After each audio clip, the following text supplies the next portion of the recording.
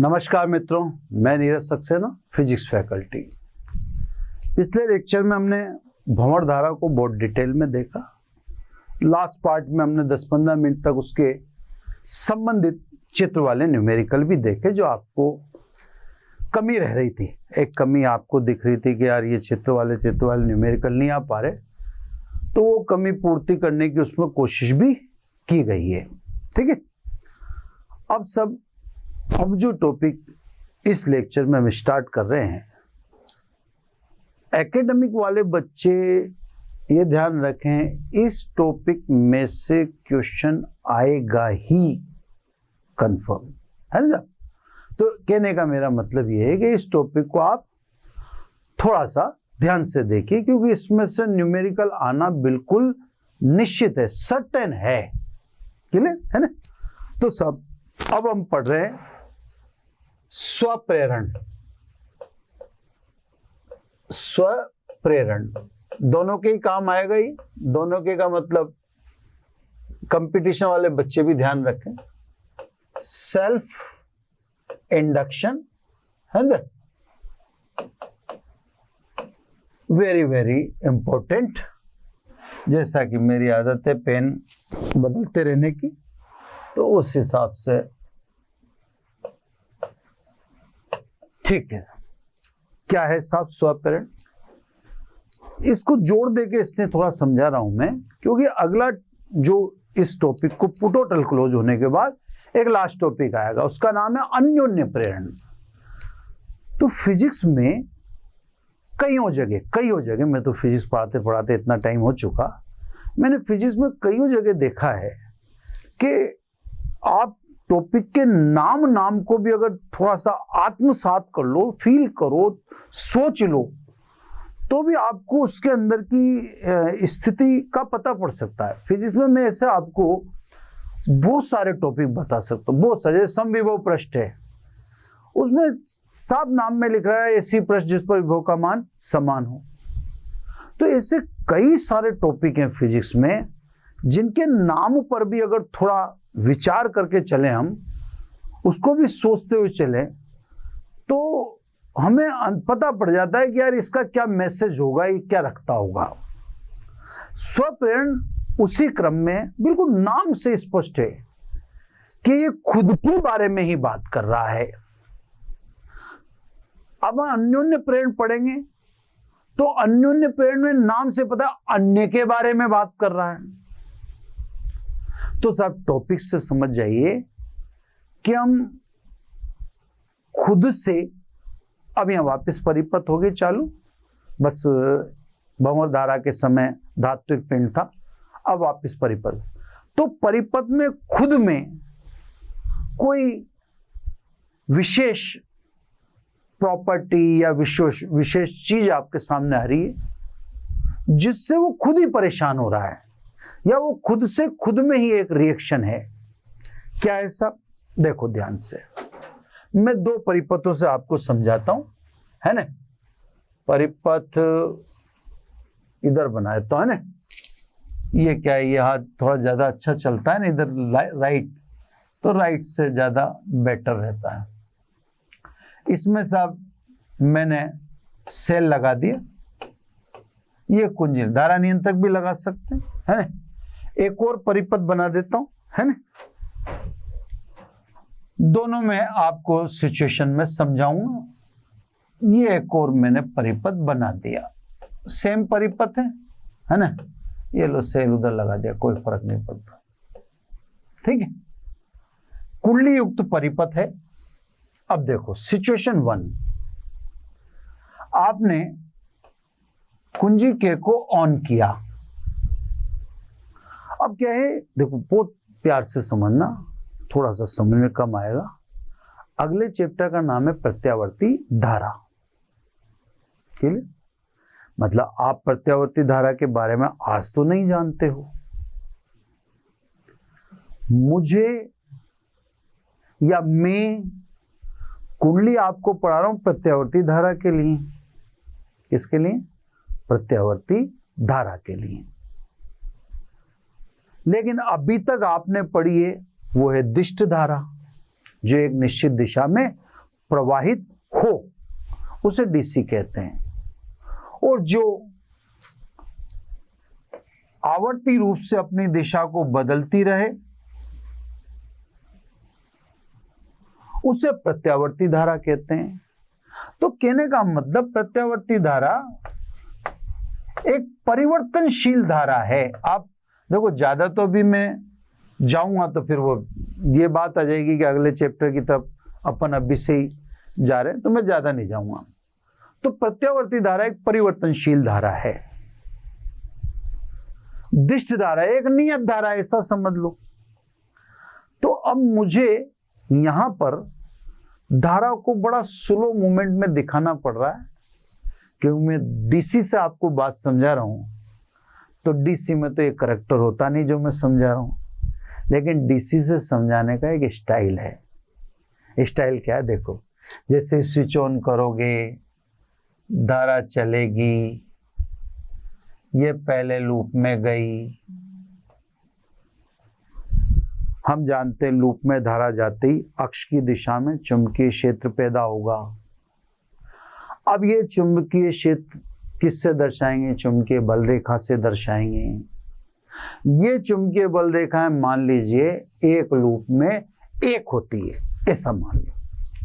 तो ये चुंबकीय बल रेखा पैदा हुई, ये बाकी लूपों में से भी गुजरी। अब धारा दूसरे लूप में जाएगी, इसके अक्ष पर भी चुंबकीय क्षेत्र पैदा हुआ। अब आप हर लूप का चुंबकीय क्षेत्र एक बल रेखा से दिखा रहे हो। फिर से आप बल रेखा एक और उत्पन्न होगी, वो भी तीनों छलनों से गुजरेगी। फिर से आप धारा गई तीसरे लूप में, फिर तीसरे लूप के अक्ष की दिशा में चुंबकीय क्षेत्र पैदा होगा। चुंबकीय क्षेत्र को हम बल रेखा से दिखा रहे हैं, फिर एक बल रेखा पैदा होगी। तो सब ऐसा होता तो नहीं है, पर एसी की चीज को, एसी वाले करैक्टर को डीसी में जब सुनाएंगे तो ऐसे ही सुनाना पड़ता है। ऐसा होता नहीं है कि एक लूप में कोई धीरे ट्रेन थोड़ी है, धारा है वो, ठीक है। लेकिन अब करैक्टर तो एसी का है और एसी आप समझते नहीं हो, तो मैं डीसी से एसी कैसे समझाऊं? ऐसे। तो ये जो मैं कह रहा हूं ये फॉल्स है, झूठ है, लेकिन समझाने का तरीका मेरे पास इसके अलावा कुछ है नहीं। तो इस समय आपने देखा, जो मैंने स्लो मूवमेंट में दिखाया, कि मुख्य धारा या आरोपित धारा बढ़ते क्रम में है। बढ़ते क्रम में मतलब वृद्धि हो रही है।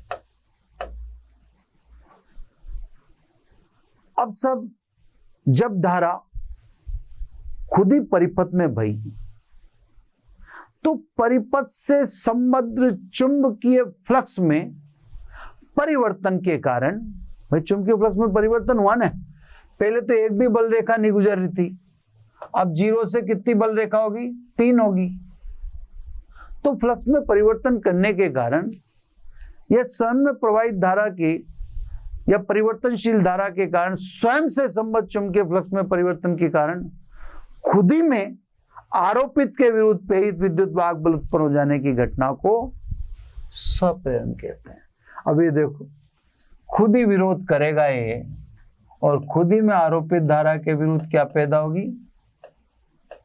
आरोपित धारा के विरुद्ध प्रेरित धारा उत्पन्न हो गई, खुद ही में, है ना साहब? तो ये सब आरोपित धारा के विरुद्ध ये प्रेरित धारा। अब दूसरा सीन देखिए। अब आपने कुंजी के ऑफ कर दी। अब कुंजी के ऑफ कर दी तो ऐसा होता तो नहीं है, लेकिन अब आपको समझाने के लिए मेरे पास कोई चारा नहीं है। अब धारा को आप सिमटते हुए देखो, 4 चल रहे हैं तो सब 4 बल रेखाएं गुजर रही होंगी। 4 से 3 रहेंगी, 3 से 2 रहेंगी, 2 से 1 रहेंगी और 1 से 0। अब धारा सिमटती, ऐसा होता नहीं है, मैं आपको बार बार कह रहा हूं। पर जो चीज एसी से आसानी से समझा सकते हैं वो डीसी से समझाने का यही तरीका है, एसी आपने पढ़ी नहीं है ना। तो साहब अब धारा सिमटेगी तो फ्लक्स में वापस परिवर्तन होगा और अब प्रेरित धारा किसकी दिशा में हो जाएगी? जिधर पहले कौन थी? आरोपित धारा थी, है जब। तो कहने का मतलब मेरा, या तो केवल आप ए को देखें या केवल आप बी को देखें, एक को देखें, दोनों का एक दूसरे से कोई कनेक्शन नहीं है, दोनों अलग अलग बातें, ए अलग चीज है, बी अलग चीज है। जब किसी परिपथ में प्रवाहित धारा परिवर्तनशील हो, ठीक है, 1 1 1 1, उसको देखो तो घटते हुए 1 1 1 1, उसमें 4 से 0, इसमें 0 से 4।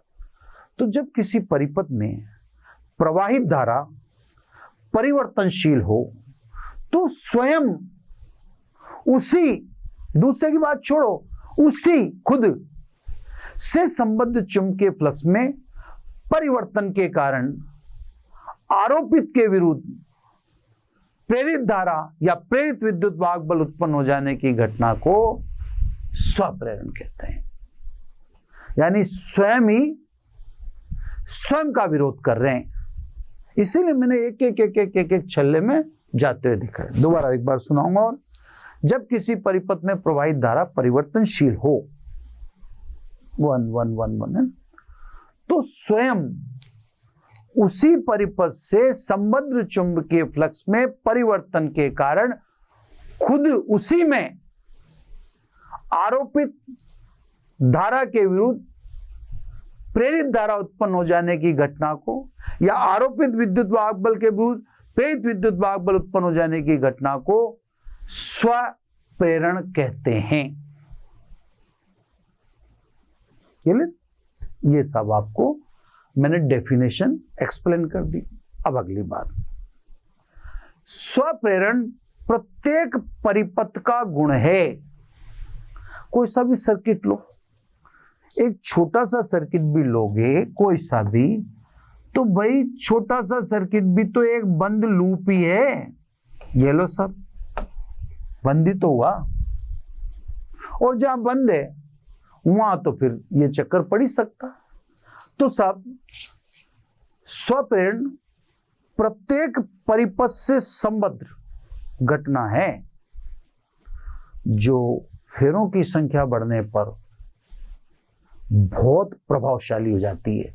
अर्थात कुंडलियों का स्वप्रेरण बहुत प्रभावशाली होता है। दोबारा ध्यान से सुने, स्वप्रेरण प्रत्येक परिपथ की में उत्पन्न घटना, क्योंकि हर परिपथ एक बंद लूप तो है ही सही, लेकिन जब लूपों की संख्या बढ़ती है तो इस घटना की प्रबलता में तेजी से वृद्धि होती है। अर्थात यह घटना कुंडलियों में प्रभावशाली है। कौन? स्वप्रेरण। तो अब आप यहां पर पहले एक मेरे छोटा सा लेक्चर सुनिए।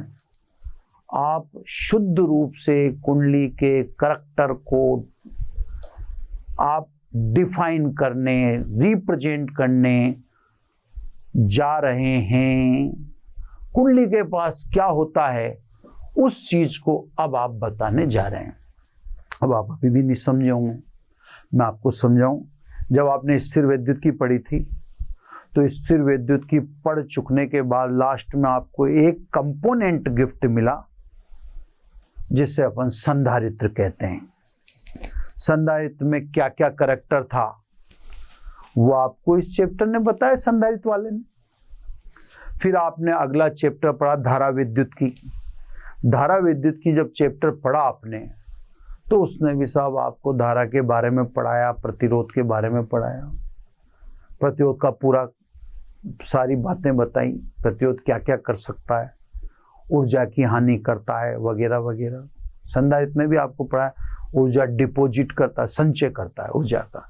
संधारित्र नुकसान नहीं करता, हानि नहीं करता, संचय करता है। प्रतिरोध में बताया कि प्रतिरोध हानि करता है ऊष्मा के रूप में, H is proportional to I² RT। ऐसे ही अब आप चुंबक को लास्ट में जा रहे हो। चुंबक भी आपको एक कंपोनेंट गिफ्ट देने जा रहा है, वो है कुंडली। ठीक है ना? तो अभी तक ये क्या कर रहे थे फिर अपन? तो भैया अभी तक कुंडली का ही तो करेक्टर पढ़ रहे थे आप। आपने प्रेरित विद्युत वाहक बल, प्रेरित धारा निकाली जो आरोपित का विरोध करती है, ये करती है, वो करती है, लेंज का नियम, फेराडे। तो कुंडली के करेक्टर को ही तो जस्टिफाई कर रहे थे हम। अब पढ़ लिया करेक्टर, तो फिर उसको रिप्रेजेंट भी तो करेंगे कुंडली के करेक्टर को, क्योंकि कुंडली तो अब यूज लेंगे हम।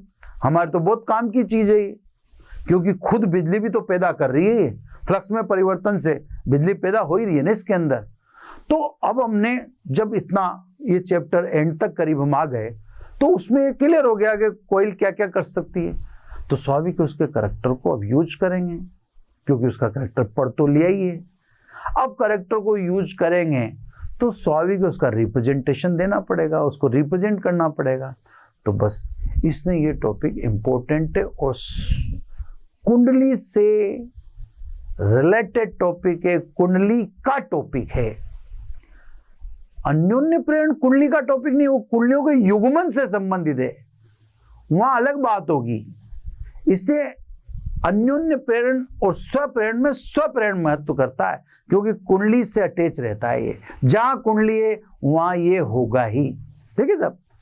तो सब अब इसको, इस करेक्टर को रिप्रेजेंट करते हैं जो चैप्टर में अभी तक पढ़ते हैं। यहां मैंने आपको 2 बार डेफिनेशन सुना दी। ये मुख्य धारा बढ़ते क्रम में और ये मुख्य धारा घटते क्रम में है ना।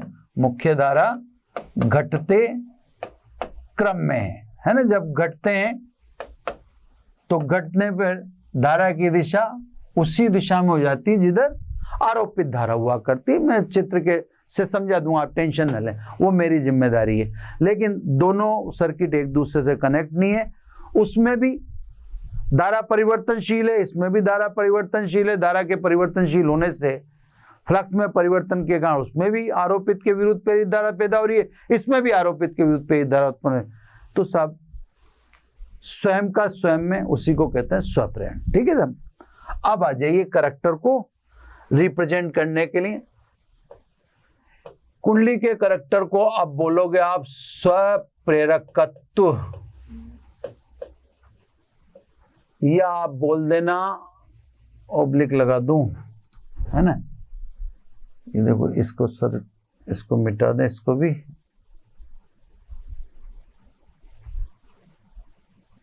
चलो, बड़ा टाइम लग रहा है मिटाने में। ये क्या हो जाता है इसमें देखो, मिट्टी नहीं, अब दोबारा उठा के और मिटा। ये भी शायद देखता होगा कि यार पढ़ाने वाले को रेस्ट देना चाहिए, तो ये भी रेस्ट देने का एक सतूना ढूंढता है कि सब बंदा पढ़ा रहा है तो उसको बीच में रिलैक्स होना चाहिए। चलो सब इधर से ही ले लेते हैं, वापिस पेन ले लें, है ना। स्वप्रेरकत्व या बोलेंगे आप स्वप्रेरण गुणांक, है ना, कोएफिशिएंट ऑफ सेल्फ इंडक्शन, स्वप्रेरण गुणांक, है ना। विस्तार में सुना रहे एल। ये साहब कुंडली के करेक्टर को अब आप किससे रिप्रेजेंट करेंगे? एल से रिप्रेजेंट करेंगे साहब, है ना। तो अब आपके सामने पहले आया था सी यानी संधारित्र, फिर आया था कैपिटल आर यानी प्रतिरोध, और अब आपके सामने आ रहा है एल, ठीक है साहब, स्वप्रेरण गुणांक। तो साहब जो धारा परिवर्तनशील आप प्रवाहित कर रहे हो, है ना, तो परिपथ में प्रवाहित परिवर्तनशील धारा के कारण परिपथ से संबद्ध चुंबकीय फ्लक्स स्वयं उसी में प्रवाहित धारा के अनुक्रमानुपाती होता है। सेल्फ इंडक्शन है ना, तो स्वयं स्वयं स्वयं ही रहेगा। तो मैंने कहा परिपथ से या परिपथ में प्रवाहित परिवर्तनशील धारा के कारण परिपथ से संबद्ध चुंबकीय फ्लक्स फाई उसी परिपथ में प्रवाहित धारा कैपिटल आई के समानुपाती होता है, यानी फाई डायरेक्टली प्रोपोर्शनल टू आई, है ना। या आप कह दो फाई बराबर एल आई। एल यहां स्वप्रेरकत्व या कुंडली का स्वप्रेरण गुणांक कहलाता है। ठीक है साहब, ये 2 बार बोल ही चुका। अब एल को डिफाइन कर दें तो एक्स एल बराबर 5/I है ना। यहां से डेफिनेशन निकाल देंगे। पहले मात्रक, चुंबकीय फ्लक्स का मात्रक वेबर, धारा का मात्रक एम्पियर, वेबर प्रति एम्पियर को हेनरी भी कहते हैं। तो सब स्वप्रेरकत्व का मात्रक हेनरी भी आप काम में लें, कोई दिक्कत वाली बात नहीं है। ठीक है साहब, हेनरी का भी आप इस्तेमाल कर सकते हैं। यहां से डेफिनेशन निकाल दें। यदि I is equal to 1 ampere तो L इज इक्वल टू 5, यानी कुंडली का स्वप्रेरकत्व L उस संबद्ध चुंबकीय फ्लक्स फाई के बराबर होता है जो 1 एम्पियर धारा कुंडली में प्रवाहित होने से उत्पन्न हो। उल्टा बोल दो, 1 एम्पियर धारा प्रवाहित करने पर कुंडली से संबद्ध चुंबकीय फ्लक्स को कुंडली का स्वप्रेरकत्व कहते हैं। यह डेफिनेशन है साहब, डेफिनेशन नंबर 1 काम आएगी, है ना। या यूं कह दें ये इक्वेशन नंबर 2 काम आएगी अभी, है ना। अभी तो डेफिनेशन पढ़ रहे हैं, कैलकुलेशन भी तो करेंगे स्वप्रेरकत्व की। अब तो कुंडलियां लेंगे, है ना। तो बारी बारी से मैं करता जा रहा हूं। अब सब डेफिनेशन नंबर 2, ये तो डेफिनेशन नंबर 1 थी, है ना। L बराबर 5/I। अब डेफिनेशन नंबर 2 पे आ जाओ। ये एक्चुअली क्या है कि अब यूं मान के चलो, आप ऐसा समझ लो कि अगले चैप्टर का काम की तैयारी होने लग गई है। अगला चैप्टर अब रिलेट ही होगा, है ना। तो थोड़ा ये अब अगले चैप्टर की भी झलक आने लग रही है ना। तो सब कुछ न्यूमेरिकल्स वगैरह जब हम करते होते हैं तो न्यूमेरिकल अब कई फॉर्म में होते हैं, तो डेफिनेशन की भी कई सारी फॉर्म हमें याद होनी चाहिए ना। तो सब ये है दूसरी जो डेफिनेशन हम बोल रहे हैं, ये प्रेरित विद्युत वाहक बल के पदों में, यानी in terms of induce EMF, E के पदों में लेनी है डेफिनेशन। तो सब फेराडे के नियम से ई बराबर minus delta phi upon delta t. Faraday का नियम है सिंपल, सेकंड वाला। फाई की वैल्यू आप रख दो, x से रख दो सब। तो ये E बराबर माइनस डेल्टा फाई बराबर आप रखोगे Li upon delta T. L constant, L को बाहर निकाल दो, माइनस L, ये आ जाएगा delta I upon delta T. L यहां से निकाल दो तो सब, इसलिए स्वप्रेरकत्व L बराबर E माइनस आगे लगा दो, ये अपोन में delta I upon delta T. ये भी सब एक रूप है ना। इससे भी डेफिनेशन निकाली जाएगी, L बराबर ना, न्यूमेरिकल बैठता है इस पे। तो सब यदि delta I upon delta T is equal to 1 ampere per second, ये मान रख दिया, तो L बराबर मॉडुलस ऑफ E। यहां से परिभाषा निकाल, देखो बिल्कुल सिंपल है, कोई कठिन नहीं है ना। कुंडली का स्वप्रेरकत्व कैपिटल L उस प्रेरित विद्युत वाहक बल के परिमाण के बराबर होता है जो कुंडली में 1 एम्पियर प्रति सेकंड धारा के परिवर्तन से उत्पन्न हो। यानी उल्टा बोले, धारा के 1 एम्पियर प्रति सेकंड के परिवर्तन से प्रेरित विद्युत वाहक बल के परिमाण को कुंडली का स्वप्रेरकत्व कहते हैं। ये भी सब डेफिनेशन काम की है। अब सब डेफिनेशन तो एक और आ रही है, लेकिन उसको डेफिनेशन न कहकर उसको हम चुंबकीय ऊर्जा कहते हैं ना साहब। तो चुंबकीय ऊर्जा या यूं कह दें कि सब फ्लक्स में परिवर्तन से उत्पन्न ऊर्जा है ना। तो सब अब चुंबकीय ऊर्जा कैलकुलेट कर रहे, या फ्लक्स में परिवर्तन के लिए किया गया कार्य, या प्रेरित विद्युत वाहक बल के विरुद्ध किया गया कार्य है ना। तो आप सब ऐसे कर दो, प्रेरित विद्युत वाहक बल के विरुद्ध कार्य, या इसको कह दो आप चुंबकीय ऊर्जा, है ना साहब। क्लियर? एक ही बात है। प्रेरित विद्युत वाहक बल आवेश को स्थापित करने का विरोध करेगा, ये तो ठीक है, उसकी प्रवृत्ति है ना। तो सब प्रेरित विद्युत वाहक बल मान लीजिए हमने ई है। ये डेफिनेशन यहां से भी निकल सकती है, एक और दो डेफिनेशन दे चुके, लेकिन इसको डेफिनेशन के पॉइंट ऑफ व्यू से मत देखो, इसको किस पॉइंट ऑफ व्यू से देखना वो मैं भी समझा दूंगा ना। तो सब प्रेरित विद्युत वाहक बल ई के विरुद्ध अल्प समय dt में अल्प आवेश dq है ना, ई के विरुद्ध है अल्प आवेश dq स्थापित करने में किया गया कार्य है ना।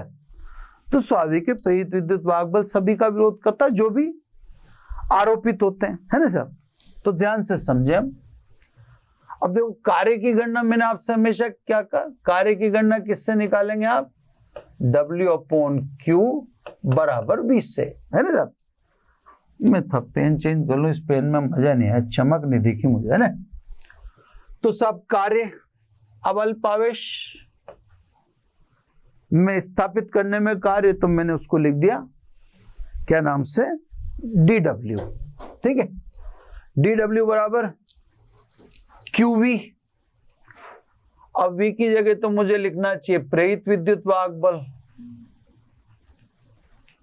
आप कार्य प्रेरित विद्युत वाहक बल के विरुद्ध कर रहे हो, इसलिए मैंने -C लिख दिया।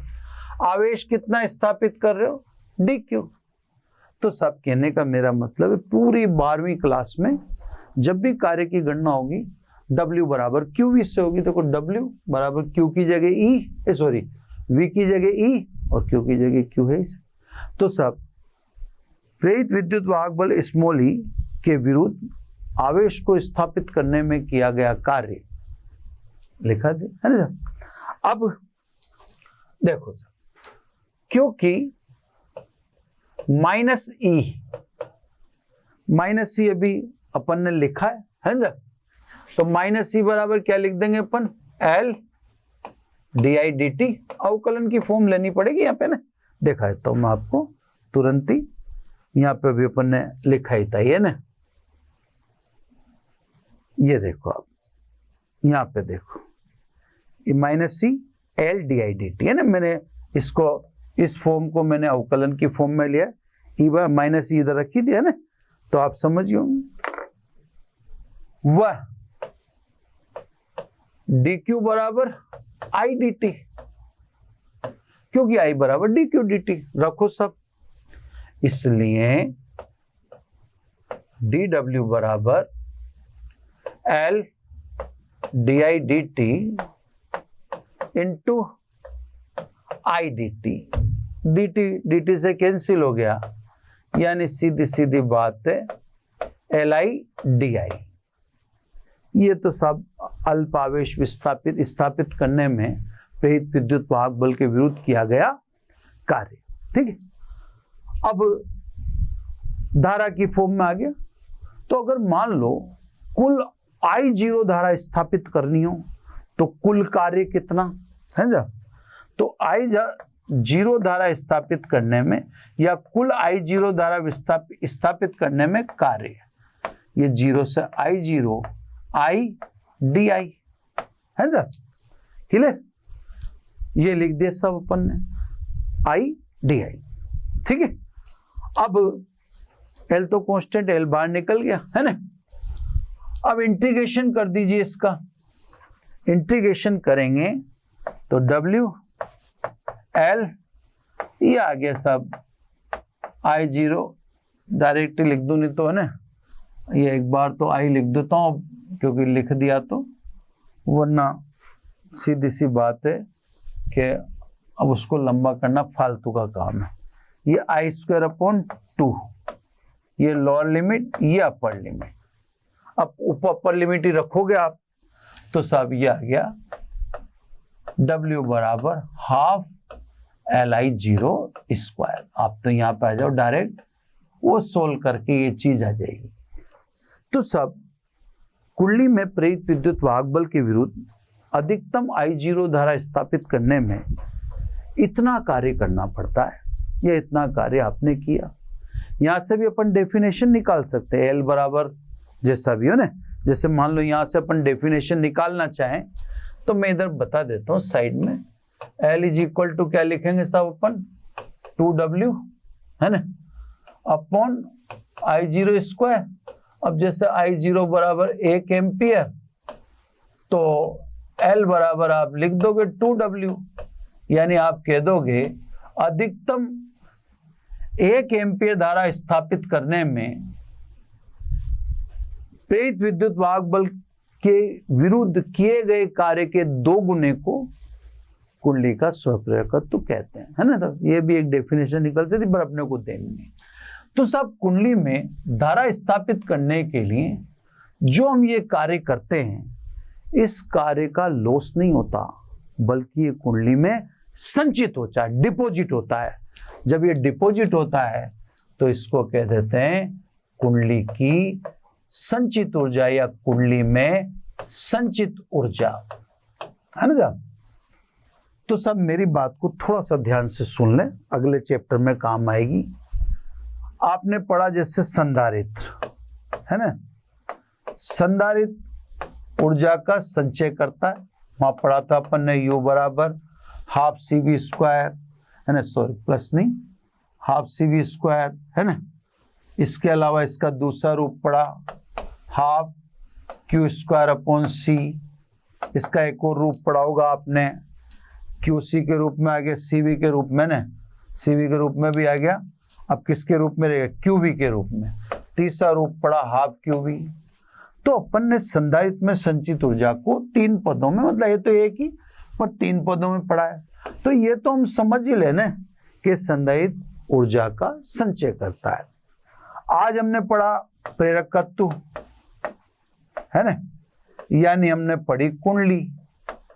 कुंडली में भी हम बार बार यही कह रहे हैं कि इसमें भी संचय होता है, इसको चुंबकीय ऊर्जा कहते हैं। चलो सब 2 जगह आपको बता दिया संचय होता है। अब तीसरे को अलग रखें। प्रतिरोध में आपको बताया संचय नहीं होता, बल्कि प्रतिरोध में तो ऊष्मा उत्सर्जित होती है, ये लॉस है। तो यहां 2 जगह तो डिपॉजिट है,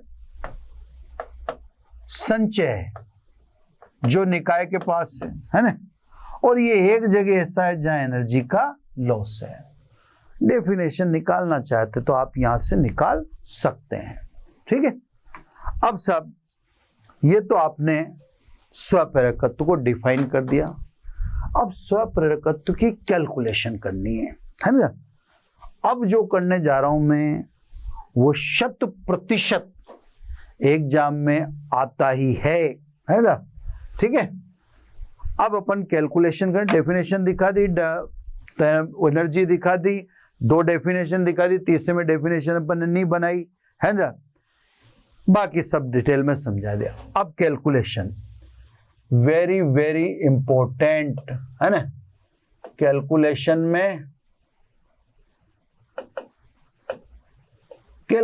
में सिंपल है सब। धारावाही परिनालिका का स्वप्रेरकत्व। अब देखो साहब, बहुत सारे आप बच्चे हो, आप है ना, आपका इतने बड़ी बुद्धि नहीं है, धीरे धीरे बड़े होंगे आप। सोचवाने के लिए हम हैं, आपको सोचने के लिए बाध्य हम करते रहते हैं। देखो, परिनालिका के कई सारे महत्व हैं। परिनालिका एक समान चुंबकीय क्षेत्र उत्पन्न करती है अंदर की तरफ अक्ष की दिशा में, दंड चुंबक जैसा व्यवहार करती है। लेकिन परिनालिका को आप सर्किट में भी लगा सकते हो, क्योंकि वह स्वप्रेरकत्व भी उत्पन्न करती है और बड़ा शानदार, बड़ा कंट्रोल। यह भी आरोपित धारा का विरोध करने में सक्षम है और ये बहुत काम की चीज है। इसको भी एज एन कंपोनेंट भी आप यूज कर सकते हैं। तो सब एक परिनालिका है, ज्यादा कठिन नहीं है, सब बिल्कुल सिंपल है, पर इंपॉर्टेंट बहुत है। ये परिनालिका है, इसकी लंबाई आप स्मॉल एल मान लें, कैपिटल एल मान लें, मेरे को उससे कोई मतलब नहीं है। इसमें कुल फेरों की संख्या आप मान लें एन, ठीक है साहब।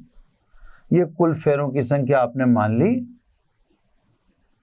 एन। इस परिनालिका में जैसे आप धारा प्रवाहित करोगे, धारा को लिख दें साहब, कैपिटल आई लिख दूं, कोई तकलीफ होनी नहीं चाहिए। तो जैसे धारा प्रवाहित करोगे, अक्ष की दिशा में अंदर की तरफ प्रबल चुंबकीय क्षेत्र उत्पन्न होगा। सदिश की जरूरत नहीं है ना। अक्ष की दिशा में उत्पन्न चुंबकीय क्षेत्र, अक्ष की दिशा में बोल रहा हूं तो आप समझ जाओ, μ0 Ni है ना। स्मॉल एन का मतलब आप जानते हैं, स्मॉल एन का मतलब इकाई लंबाई में फेरों की संख्या। तो स्मॉल एल लंबाई में एन फेर है, तो इकाई लंबाई में फेरों की संख्या होगी। ये सब चुंबकीय क्षेत्र, और ये क्लियर है अक्ष के अनुदिश, अक्ष की दिशा में, ठीक है साहब। अब ये चुंबकीय क्षेत्र किसके रूप में? चुंबकीय बल रेखाओं के रूप में। ये चुंबकीय बल रेखाएं कहां से गुजरेंगी? खुद ही में से। तो अब खुद के पास कितने फेरे हैं? एन। तो सब परिनालिका के एन फेरों से संबद्ध चुंबकीय फ्लक्स, है ना। थ्योरी लिख नहीं रहा, बोलता जा रहा हूं, ये इंपॉर्टेंट है तो मैं कोशिश कर रहा हूं हर चीज लिखूं। चलो हर चीज लिख देता हूं ताकि आपको, है ना। परिनालिका के एन फेरों से संबद्ध चुंबकीय फ्लक्स, ठीक है ना। एक फेरे के लिए आप बी ए लिखेंगे।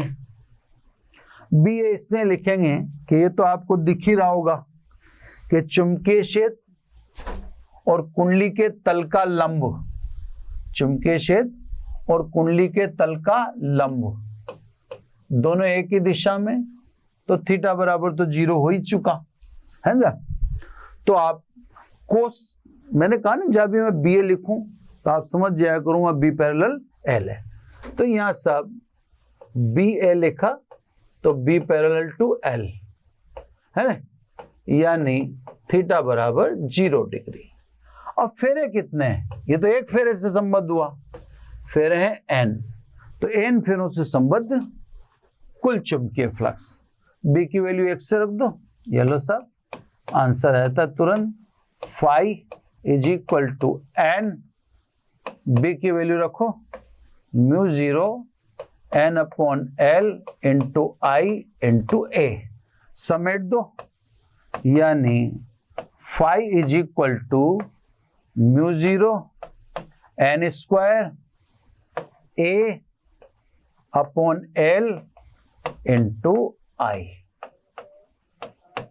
ये सब आपने सब, अब देखो क्योंकि आपने खुद ने लिखा है, फॉर्मूले आपको खुद के पता है ना।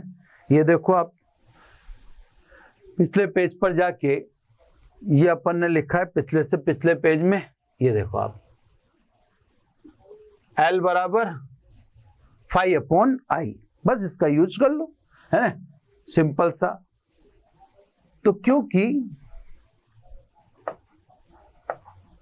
L बराबर फाई अपॉन आई, फाई की वैल्यू रख दो या इसमें से आई काट दो, 2 से रखो सब। जब आप वैल्यू रखोगे, यार राइटिंग ऐसे बिगड़ती है थोड़ी सी भी तो मजा बिगड़ जाता है थोड़ा, है ना। चलो L बराबर फाई का मान यहां से रखोगे तो mu 0 n square L sorry n square A, है ना। छोटी छोटी चीजों में जल्दबाजी हो जाती। n square A upon L, आई से आई तो कट गया, ये वाला तो ये आई तो कट गया ना, L। ये सब परिनालिका का स्वप्रेरकत्व है, यानी परिनालिका स्वप्रेरकत्व भी उत्पन्न करती है। और कैसे मेजर कर सकते हो आप, इससे मेजर कर सकते हो, mu 0 n square A upon L। अगर आप परिनालिका के अंदर पदार्थ रख दें, कोई माध्यम आपने रख दिया, है ना, थोड़ा सा अलग कलर से बता दूं, है ना, ये सब चुंबकीय पदार्थ अगर आपने परिनालिका के अंदर रख दिया तो L कितना हो जाएगा सब, तो माध्यम की उपस्थिति में, तो माध्यम अगर उपस्थित है तो माध्यम की उपस्थिति में परिनालिका का स्वप्रेरकत्व म्यू 0 की जगह आप लिख दोगे mu n square A upon L, या म्यू की जगह अपन लिखते हैं mu R into mu 0 n square A upon L।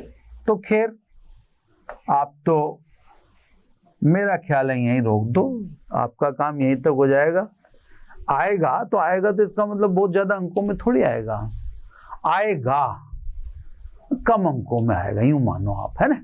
तो कम अंकों में आएगा तो सब, अब देखो L किस पर निर्भर करता है, यहां से बोल दो, अब तो मैंने तो निकाल ही दिया ना।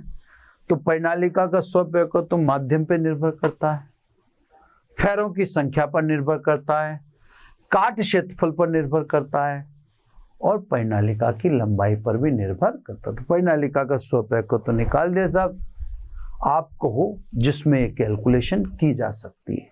तो ये एक कैलकुलेशन है ना। एक और दिखा देता हूं, है ना, एक और इससे दिखा देता हूं कि आप थोड़े कंफर्ट हो जाए, क्योंकि कैलकुलेशन तो अगली भी ऐसी, लेकिन उससे ये है कि आपका कंफर्ट जोन में आ जाओगे आप। चलो साहब कैलकुलेशन 2 कर देता हूं, है ना, कैलकुलेशन 2। अब है वृत्ताकार धारावाही कुंडली का स्वप्रेरकत्व, है ना।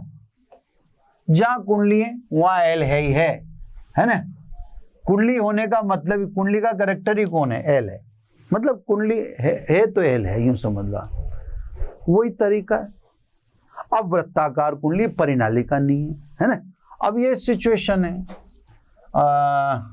चलो ऐसे बना देता हूं, ये कुंडली है सब, R इसकी त्रिज्या है ना, और फेरों की संख्या इसमें N है।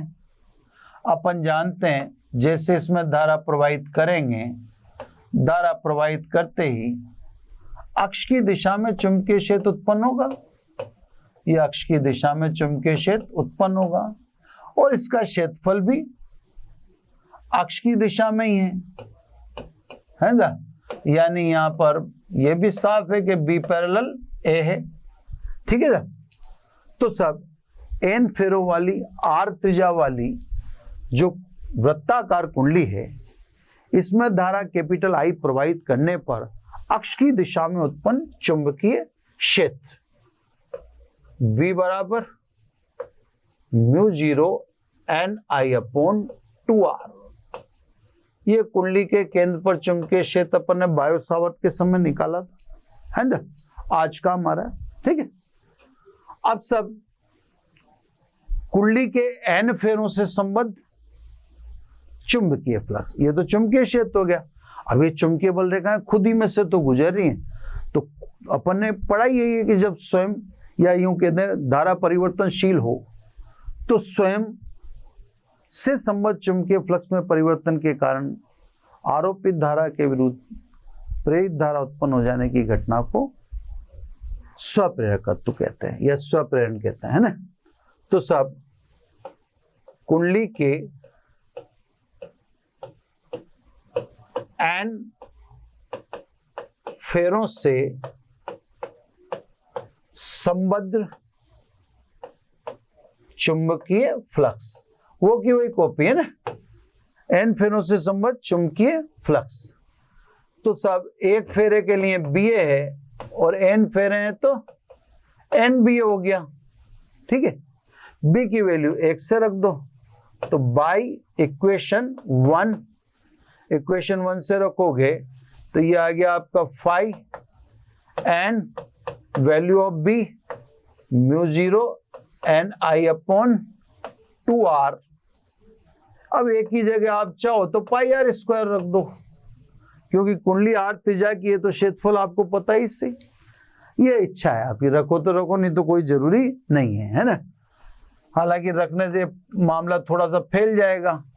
चलो 5 को समेटो, म्यू 0 एन स्क्वायर पाई और एक आर ले लो, है ना, ये पाई आर कर देता हूं, एक आर नीचे वाला तो कट गया, तो म्यू 0 ले लिया, एन स्क्वायर हो गया, पाई हो गया, आर हो गया और अपोन में 2 बचा और ये 1 इंटू आई बचता है।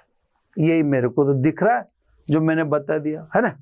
अब आपको तो स्वप्रेरकत्व तो निकालना है, तो क्योंकि L बराबर होता है 5 अपॉन आई, 5 की वैल्यू आपने निकाल ली, 5 की वैल्यू रख दो या आई काट दो, क्योंकि बटे में आई तो है। तो सब इसलिए वृत्ताकार कुंडली का स्वप्रेरकत्व mu 0 N square pi R upon 2 है ना। ये वृत्ताकार कुंडली का स्वप्रेरकत्व, मैं इसका दावा नहीं करता, मैं तो आपसे कहता हूं कि जो इंपॉर्टेंट है वो परिनालिका वाला प्रोग्राम इंपॉर्टेंट है। मतलब जैसे इसकी दावेदारी रखते हैं अपन कि यार ये जो है इसका आना लगभग निश्चित है, उसमें मेरा ख्याल है मैंने इंपॉर्टेंट भी लगाया, तो आप तो इस पे विशेष ध्यान रखना। छोटा सा डेरिवेशन है, चित्र वित्र भले नहीं भी बनाए तो कोई इसी जरूरत नहीं, आप तो सिंपल लिख दें। और ये एकेडमिक वाले बच्चों को भी फॉर्मूला याद रखना जरूरी है ना। इसको अपन ने कैलकुलेशन किया है लेकिन इंपॉर्टेंट नहीं दिया, बस ये तो इसलिए कि ताकि आप एक चीज को 2 बार कैलकुलेट कर लेंगे तो आप थोड़ा कंफर्ट जोन में चले जाएंगे, है ना। तो सब इसका मतलब ये हुआ, अब तो ठीक है, हर कोई नुमा बंद लूप के पास एल होता है, एल समस्या पैदा करता है। अब वो कभी समस्या भी और कभी वो लाभ भी है ना साहब, वो तो देखो वो तो डिपेंड करता है यूज पर। लेकिन फिलहाल तो हम जो जानते हैं, हमें जानते हैं कि प्रतिरोध भी धारा के मार्ग में अवरोध है और कुंडली भी प्रत्यावर्ती धारा के मार्ग में अवरोध है। दिष्ट धारा की बात मत करो, क्योंकि दिष्ट धारा में जो करेक्टर आएगा वह करेक्टर उस समय आएगा जब आप कुंजी के ऑन करोगे और कुंजी के ऑफ करोगे। ऑन ऑफ के समय ही करेक्टर आएगा, ऑन ऑफ के अलावा नहीं आएगा। जैसे मैं यूं कहना चाहता हूं आपसे कि ये जो अपन ने जो आज का प्रोग्राम चालू किया था, इस आज के प्रोग्राम को जो चालू किया था तो उसमें एक विशेष चीज है, उस विशेष चीज को अभी से समझ लोगे तो ज्यादा फायदे में रहोगे, नहीं समझोगे तो अगले चैप्टर में समझना। इसमें विशेष चीज जो है वो ये है कि कुंडली जो है वह विरोध करती है। अब उसका विरोध कैसे नापेंगे आप, है ना। तो सब पहली बात तो मैं आपको समझाऊं कि यहां पर जो आप देख रहे हो ये डीसी है, डीसी में कुंडली काम नहीं करती। इससे switch on switch off 2 situation दिखाई, ऑन करके रख दो कुछ नहीं होगा, स्विच ऑफ करके रख दो, कुछ नहीं होगा। तो डीसी में एसी का इफेक्ट मोमेंट में आएगा, बस just at the time of on end of, after on and after of, nothing else, कुछ नहीं होगा, फिर कोई करैक्टर नहीं आ रहा है ना। तो आपको ये समझ के रखना है, अगर जैसे अपन एसी प्रवाहित करते हैं, एसी तो धारा ही परिवर्तनशील है, तो कंटिन्यू ये आरोपित का क्या करता था, विरोध करता था। और अगर हम आरोपित ना करते, कोयल से मैं संबद्ध चुंबकीय फ्लक्स में परिवर्तन, तो लगातार बिजली पैदा होती रहती। यानी मैकेनिकल एनर्जी को कंटिन्यूम किस में कन्वर्ट करते थे, इलेक्ट्रिक। तो बिजली घरों में क्या किया जा रहा है, जो आप बिजली घर देख रहे हो, जहां भी बिजली पैदा की जाती है वहां यही तो किया जाता है, कंटिन्यू फ्लक्स में चेंज करते हैं, फ्लक्स में परिवर्तन करते हैं, तो विद्युत वाहक बल प्रेरित हो जाता है ना। तो वहां भी एक है। तो सब ये जो अपन ने बताया, ये डीसी का करैक्टर नहीं है, एसी का करैक्टर, पर समझाया किससे जाता है, डीसी से समझाया जाता है। तो प्योर कुंडली का करैक्टर है ना, जहां कुंडली है वहां ये करैक्टर। इसके एक दो एग्जाम्पल मैं आपको छोटे छोटे समझाता हूं, है ना। एक दो एग्जाम्पल में, पहला एग्जाम्पल है स्वप्रेरकत्व का, स्विच ऑन ऑब्लिक ऑफ, है ना। घर में आप देखना कभी जब स्विच ऑन या स्विच ऑफ करते हैं, तो कभी कभार आपको स्विच में फ्लेम दिखती होगी, चिंगारी दिखती होगी थोड़ी बहुत, है ना। क्यों होती है साहब ये चिंगारी, तो मैंने अभी आपको समझाया कि डीसी में एसी का करैक्टर ऑन ऑफ के समय आएगा। दूसरा मैंने आपको समझाया कि फ्लक्स का परिवर्तन जितना फास्ट होगा, प्रेरित विद्युत वाहक बल की प्रबलता भी उतनी की उतनी अधिक होगी। तो स्विच ऑन स्विच ऑफ एक मतलब फास्ट प्रोसेस है, बहुत तेजी से घटित होने वाली प्रक्रिया है। जो प्रक्रिया में बहुत तेजी से घटित हो, प्रबल प्रेरित विद्युत वाहक बल उत्पन्न होगा। और जब ये प्रबल प्रेरित विद्युत वाहक बल उत्पन्न होता है, तो वायु का रोधन भंग कर देता है, यानी उसके रूप में कुछ चिंगारियां बाहर आ जाती हैं, है ना। विशेष रूप से स्विच ऑन के ऑफ के समय यह घटना ज्यादा पावरफुल रूप से दिखती है। स्विच ऑफ के समय ज्यादा चांस रहते हैं इसके, ऑन के समय इतना चांस नहीं रहता। हालांकि देखो, हो दोनों समय रहा है, फ्लक्स का परिवर्तन ऑन के समय भी हो रहा है, ऑफ के समय भी हो रहा है। पर यह है कि ऑफ के समय धारा थी, अब ऑफ करने जा रहे हो, है ना। तो एकदम शीघ्रता से स्विच ऑन ऑफ में कोई ऐसा तो नहीं घंटा भर लगता हो। स्विच ऑन और ऑफ शीघ्र प्रक्रिया। और ये मैंने आपसे कह रहा कि फ्लक्स का परिवर्तन जितना फास्ट, प्रेरित विद्युत वाहक बल और प्रेरित धारा उतनी की अधिक या प्रबल होती है। तो स्वाभाविक रूप से कि स्विच ऑन ऑफ एक शीघ्र प्रक्रिया है, और इतनी शीघ्र प्रक्रिया के कारण प्रबल प्रेरित विद्युत वाहक बल उत्पन्न होता है। इतना प्रबल होता है कि वायु का रोधन भंग हो जाता है और आपको बाहर फ्लेम दिख जाती है, चिंगारियां दिख जाती हैं। स्पेशली स्विच ऑफ के समय यह घटना ज्यादा पावरफुल दिखाई देती है। एग्जाम्पल टू में, जैसे प्रतिरोध बॉक्स से अपने लेबोरेटरी में, है ना, प्रतिरोध बॉक्स में जो प्रतिरोध उत्पन्न करते हैं वो तारों से करते हैं, कॉपर या मिश्र धातु के तार। अपन जानते हैं अगर एक तार भी है तो प्रतिरोध तो होगा ही होगा, R बराबर रो एल अपॉन है। तार की कुछ अपनी लंबाई है, मतलब एल है ना। तार की अपनी कुछ मोटाई है, तार अपने आप में एक पदार्थ है। तो फिर जब एल है, ए है, आर है, तो हर तार में प्रतिरोध भी है। तो कहने का मतलब किसी भी तार को वास्तव में आपको दर्शाना तो कैसे चाहिए, ऐसे, क्योंकि तार है तो आर है, यूं समझो, एक नारा समझ लो आप। तो सब प्रतिरोध बॉक्स में विभिन्न प्रतिरोध होते हैं। इन प्रतिरोधों का विकास या इन प्रतिरोधों की उत्पत्ति तारों से करते हैं, अब वो मिश्र धातु के तार ही हैं, ठीक है, चलो कोई बात नहीं।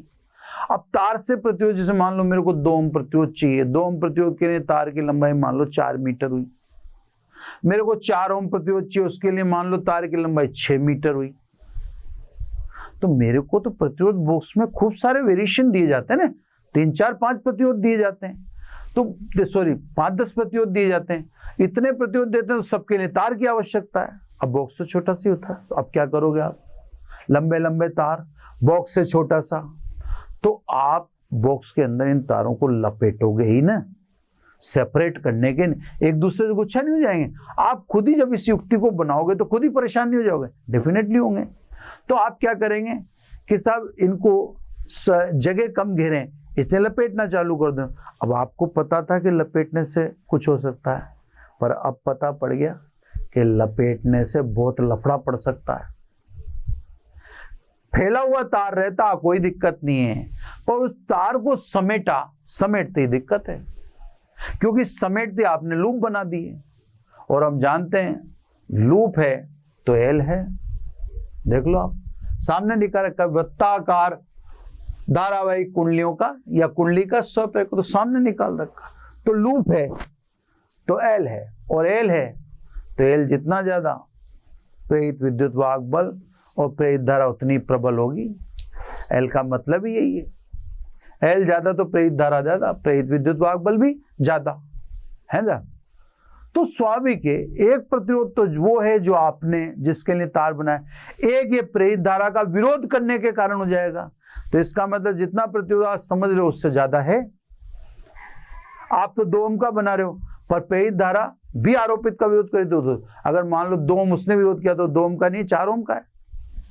2 ओम का तो आपने कैलकुलेशन किया, और प्रेरित धारा स्वयं भी आरोपित धारा का अवरोध प्रतिरोध कर रही है, 2 ओम वो हुआ तो 2 और 2 4 हो गया। तो सब आपने प्रतिरोध बॉक्स में लंबे तारों को समेटने के लिए तार लपेट दिए, पर लपेटते लूप बना दिए, लूप बनाते एल आपके सामने परेशानी पैदा कर देगा। इसलिए आप इस एल के इफेक्ट को क्षीण करने के लिए प्रतिरोध तो तार से बनाएंगे, तो बनाएं।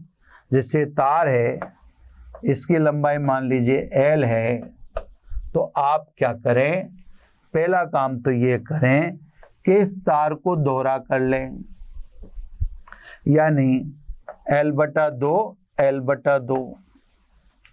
अब बनाएं कुंडलियां तो दोहरे तार की बनाएं, इस वाले की, ये देखो दोहरा, ये दोहरा। अब दोहरे तार में ये होगा कि एक तार से धारा जाएगी, एक से आएगी। अपन जानते हैं चुंबकीय क्षेत्र जो होता है धारा की दिशा पर निर्भर करता है, तो दोनों एक दूसरे के चुंबकीय क्षेत्र को निरस्त कर देंगे, और जब चुंबकीय क्षेत्र ही निरस्त हो जाएगा तो फिर एल होगा ही, है ना भाई। फ्लक्स में परिवर्तन से होता है, तो सब अब एक से धारा जा रही है और एक से धारा आ रही है, तो ये एक से जाना एक से आना, तो कहीं भी देखेंगे तो धारा की दिशा अपोजिट होगी। अब जैसे कहीं भी दिखा दूंगा, है ना, तो ये एक दूसरे के प्रभाव को निरस्त कर देंगे। तो प्रतिरोध बॉक्स के अंदर तार से प्रतिरोध उत्पन्न करने के लिए तार को दोहरा कर लेना चाहिए, डबल कर लेना चाहिए, है ना। लास्ट एग्जांपल और बता देता हूं मैं आपको, है ना। एग्जांपल 3, आपने व्हीट स्टोन पढ़ा था, व्हीट स्टोन सेतु, है ना। व्हीट स्टोन सेतु में अगर आपने बात को ध्यान दिया हो तो व्हीट स्टोन सेतु को आप दोबारा एपिसोड देख लेना, ये आपको धारा विद्युत की में पढ़ाया था। व्हीट स्टोन सेतु में बड़ी परफेक्टली, सावधानी पूर्वक और स्पष्ट रूप से बोला गया है कि पहले कुंजी K1 को ऑन करें, तत्पश्चात कुंजी K2 को ऑन करें। अगर आप पहले कुंजी K2 ऑन कर देंगे जो चतुर्भुज के बीच में थी, तो आप उस एक लूप के 2 लूप बना देंगे, क्योंकि बीच की शाखा कंप्लीट हो जाएगी। जो व्हीट स्टोन ब्रिज था, व्हीट स्टोन ब्रिज में प्रतिरोध चतुर्भुजाकार में होते हैं। अब मैं देखो अगला पन्ना तो लेना नहीं चाहता क्योंकि एंड कर रहा हूं मैं, तो मैं यहीं पे स्पेस यहाँ निकाल लेता हूं ना। ये ऐसे सिचुएशन थी, है ना, ये P, ये Q, ये R, ये S, ये सब गैल्वेनोमीटर और ये कुंजी K2, है ना। अगर पहले आप कुंजी K2 को ऑन कर देंगे, मैंने तो पहले ऑन कर दिया यार साला, ठीक है, ये लो, ये आप पहले कुंजी K2 को ऑन कर देंगे तो K2 को ऑन करते कितने लूप बन जाएंगे? 2। K2 ऑफ है तो एक ही लूप है ना। तो आपसे इसलिए वहां कहा कि पहले K1 ऑन करें, तत्पश्चात K2 ऑन करें, धारा स्थापित हो जाने के बाद। अगर पहले K2 ऑन कर देंगे तो आपने कितने लूप बनाए? 2।